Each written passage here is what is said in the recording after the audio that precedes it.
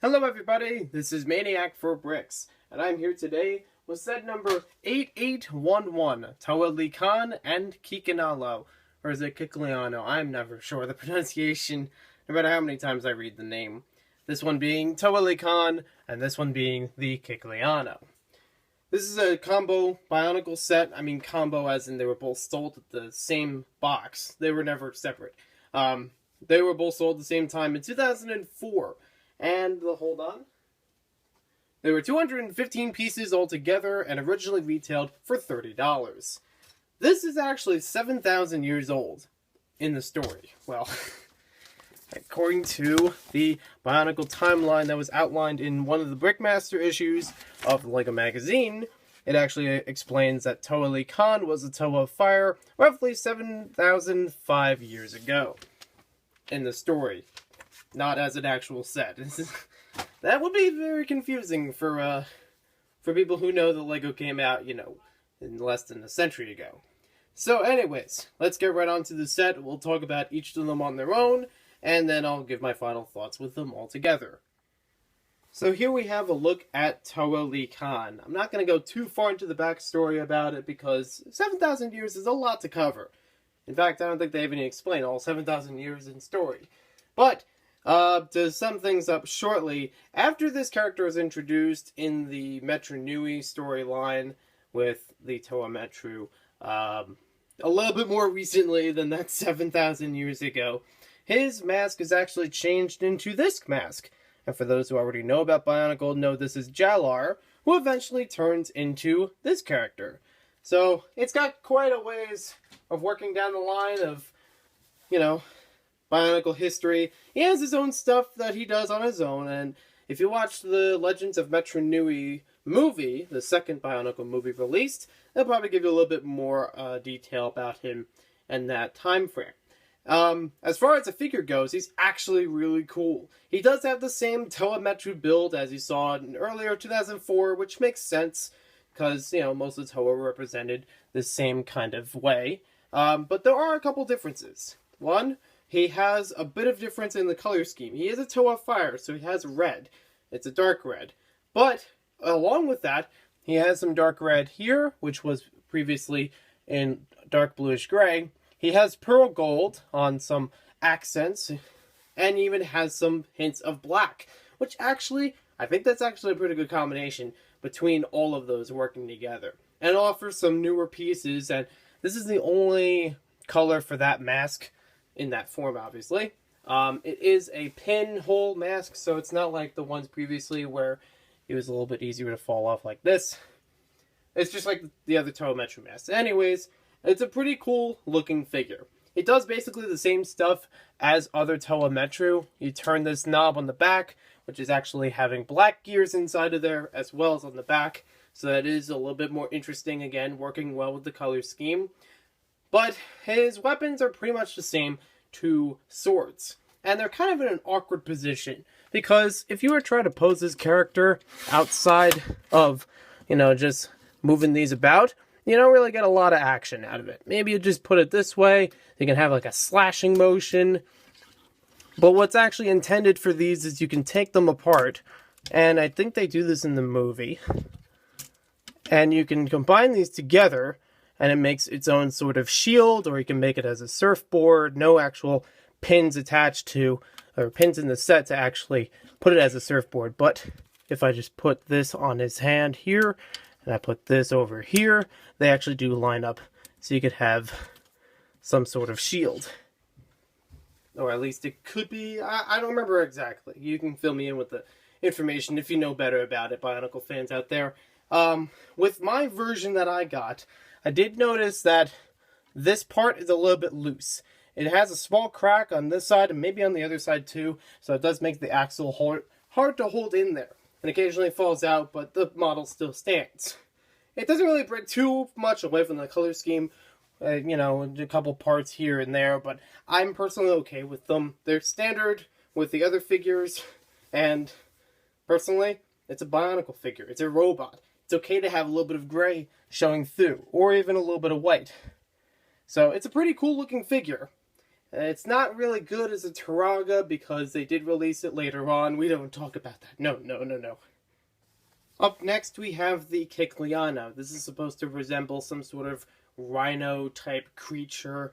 It actually is supposed to be smart, I think, in the story of Bionicle, and it's actually a pretty nice build. It's a Rahi, so it's a creature, and as I mentioned, intended to look like a rhino. You got the big horn in the front. It's actually a nice build in here for the head, but a couple of little faults here and there if you look too close. They have some claws on both sides, and they actually do have some posability with the arm at the shoulder and at the sides. It's, pretty standard articulation. It doesn't have any, well, it has some stabilizers right there and right there. That works fine and actually works well with posing it. You can get a lot of different walking positions out of this thing. Just to demonstrate some of the length that you could bring the legs. You can actually bring them out pretty far. And it has an okay sturdy build in the middle, and you have this tail in the back which you can move about. It doesn't really have a lot as far as special play features like we saw with Toa Lhikan. It doesn't have anything where you can move them about and gear function, or it doesn't have any projectile launchers or anything like that. But it's still a very cool Titan-like figure. It does have a couple flaws, however. There are a bunch of flaws in the head where some may say, open sockets, even an open ball joint under there, and even an open socket on the tail. I'm going to excuse most of them because the pieces they use are, intended to work with the other pieces. You could fill them in. It doesn't really take a lot of effort.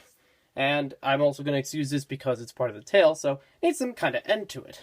It does have a couple gaps here and there, mostly in the torso area, but it does have a great use of pieces. Mostly black, mostly gray, some dark bluish gray, some of the lighter, the older dark gray from previous years, even some gunmetal on the sides, mostly on the front, and it's a good posable figure. It holds a pose very well, you can see there. I do mind on these parts, but more recently you could actually fill that in. In the more recent Technic and Bionicle years, you actually do have small pieces that would fit right around this and cover it up very nicely.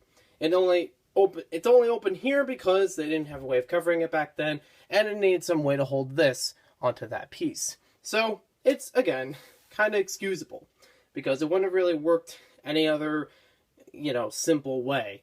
But I definitely like how this figure looks. It's very creative, very unique looking for a creature, and it has some nice stability and posability. So here we have the two figures back together, and honestly, I don't think they were even at the same point in the story. I don't remember if in the movie Legends of Metro Nui, if they were at the same time. If I remember correctly from the Three Virtues, the YouTube channel, LJ's review had it basically state that neither of these really need pairing. Like in the story, they don't, they're not at the same point, same time. So, as far as I recall, not great, but it still works as a nice, good amount of figures for one $30 price point. I mean, think about it even nowadays. If you had that much money, you would probably get maybe 1 to 2 figures separately.